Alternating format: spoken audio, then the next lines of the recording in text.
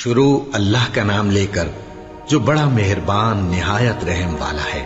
سب طرح کی تعریف اللہ ہی کے لیے ہے جو تمام مخلوقات کا پروردگار ہے، بڑا مہربان نہایت رحم والا، انصاف کے دن کا حاکم۔ اے پروردگار، ہم تیری ہی عبادت کرتے ہیں اور تجھ ہی سے مدد مانگتے ہیں۔ ہم کو سیدھے رستے چلا، ان لوگوں کے رستے جن پر تو اپنا فضل و کرم کرتا رہا، نہ ان کے جن پر غصے ہوتا رہا اور نہ گمراہوں کے۔ آمین۔ شروع اللہ کا نام لے کر جو بڑا مہربان نہایت رحم والا ہے۔ الف لام میم۔ یہ کتاب یعنی قرآن مجید، اس میں کچھ شک نہیں کہ اللہ کا کلام ہے، پرہیزگاروں کے لیے رہنما ہے، جو غیب پر ایمان لاتے اور آداب کے ساتھ نماز پڑھتے اور جو کچھ ہم نے ان کو عطا فرمایا ہے اس میں سے خرچ کرتے ہیں، اور جو کتاب اے پیغمبر تم پر نازل ہوئی اور جو کتابیں تم سے پہلے پیغمبروں پر نازل ہوئیں سب پر ایمان لاتے اور آخرت کا یقین رکھتے ہیں۔ یہی لوگ اپنے پروردگار کی طرف سے آئی ہوئی ہدایت پر ہیں اور یہی لوگ کامیاب ہیں۔ جو لوگ کافر ہیں انہیں تم نصیحت کرو یا نہ کرو ان کے لیے برابر ہے، وہ ایمان نہیں لانے کے۔ اللہ نے ان کے دلوں اور کانوں پر مہر لگا رکھی ہے اور ان کی آنکھوں پر پردہ پڑا ہوا ہے اور ان کے لیے بڑا عذاب تیار ہے۔ اور بعض لوگ ایسے ہیں جو کہتے ہیں کہ ہم اللہ پر اور روز آخر پر ایمان رکھتے ہیں، حالانکہ وہ ایمان نہیں رکھتے۔ یہ اپنے خیال میں اللہ کو اور مومنوں کو دھوکہ دیتے ہیں، مگر حقیقت میں اپنے سوا کسی کو دھوکہ نہیں دیتے اور اس سے بے خبر ہیں۔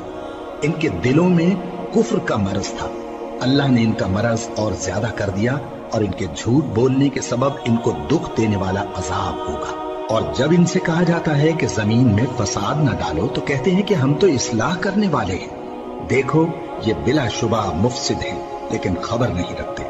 اور جب ان سے کہا جاتا ہے کہ جس طرح اور لوگ ایمان لے آئے تم بھی ایمان لے آؤ تو کہتے ہیں بھلا جس طرح بے وقوف ایمان لے آئے ہیں اسی طرح ہم بھی ایمان لے آئے۔ سن لو کہ یہی بے وقوف ہیں لیکن نہیں جانتے۔ اور یہ لوگ جب مومنوں سے ملتے ہیں تو کہتے ہیں کہ ہم ایمان لے آئے ہیں، اور جب اپنے شیطانوں میں جاتے ہیں تو ان سے کہتے ہیں کہ ہم تمہارے ساتھ ہیں، اور مسلمانوں سے تو ہم ہنسی کیا کرتے ہیں۔ ان منافقوں سے اللہ ہنسی کرتا ہے اور انہیں مہلت دیا جاتا ہے کہ شرارت و سرکشی میں پڑے بہک رہے ہیں۔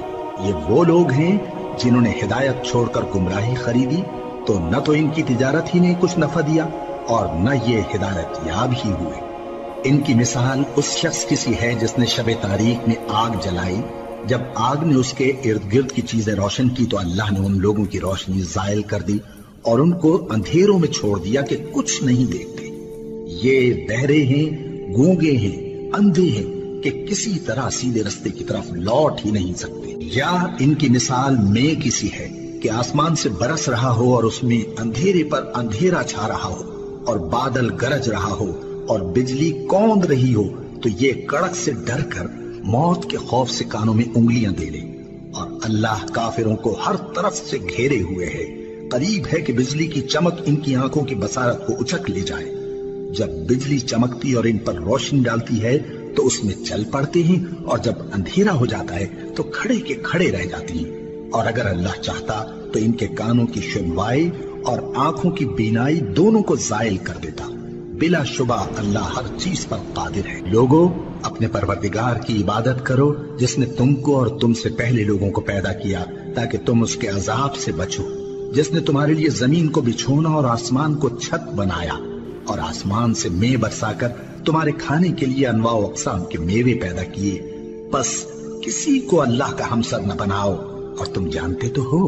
اور اگر تم کو اس کتاب میں جو ہم نے اپنے بندے پر نازل فرمائی ہے کچھ شک ہو تو اسی طرح کی ایک صورت تم بھی بنا لاؤ، اور اللہ کے سوا جو تمہارے مددگار ہوں ان کو بھی بلا لو اگر تم سچے ہو۔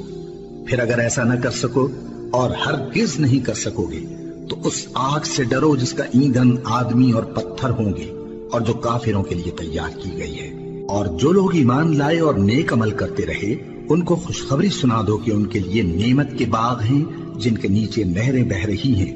جب انہیں ان میں سے کسی قسم کا میوہ کھانے کو دیا جائے گا تو کہیں گے یہ تو وہی ہے جو ہم کو پہلے دیا گیا تھا، اور ان کو ایک دوسرے کے ہم شکل میوے دیے جائیں گے، اور وہاں ان کے لیے پاک بیویاں ہوں گی اور وہ بہشتوں میں ہمیشہ رہیں گے۔ اللہ اس بات سے آر نہیں کرتا کہ مچھر یا اس سے بڑھ کر کسی چیز مثلاً مکھی مکڑی وغیرہ کی مثال بیان فرمائے۔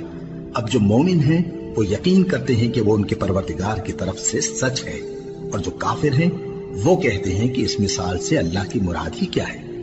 اس سے اللہ بہتوں کو گمراہ کرتا ہے اور بہتوں کو ہدایت بخشتا ہے، اور گمراہ بھی کرتا ہے تو نافرمانوں ہی کو، جو اللہ کے اقرار کو مضبوط کرنے کے بعد توڑ دیتے ہیں، اور جس چیز یعنی رشتہ قرابت کے جوڑے رکھنے کا اللہ نے حکم دیا ہے اس کو قطع کیے ڈالتے ہیں اور زمین میں خرابی کرتے ہیں۔ یہی لوگ نقصان اٹھانے والے ہیں۔ کافرو، تم اللہ سے کیوں کر منکر ہو سکتے ہو؟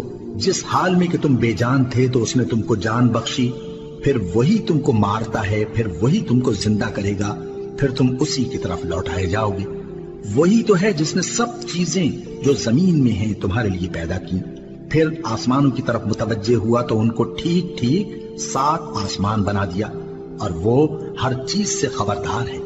اور وہ وقت یاد کرنے کے قابل ہے جب تمہارے پروردگار نے فرشتوں سے فرمایا کہ میں زمین میں اپنا نائب بنانے والا ہوں۔ انہوں نے کہا، کیا تو اس میں ایسے شخص کو نائب بنانا چاہتا ہے جو خرابیاں کرے اور کچھ تو خون کرتا پھرے؟ اور ہم تیری تعریف کے ساتھ تسبیح و تقدیس کرتے رہتے ہیں۔ فرمایا، میں وہ باتیں جانتا ہوں جو تم نہیں جانتے۔ اور اس نے آدم کو سب چیزوں کے نام سکھائے، پھر ان کو فرشتوں کے سامنے کیا اور فرمایا کہ اگر سچے ہو تو مجھے ان کے نام بتاؤ۔ انہوں نے کہا، تو پاک ہے، جتنا علم تو نے ہمیں بخشا ہے اس کے سوا ہمیں کچھ معلوم نہیں، بے شک تو دانا ہے، حکمت والا ہے۔ تب اللہ نے آدم کو حکم دیا کہ آدم، تم ان کو ان چیزوں کے نام بتاؤ۔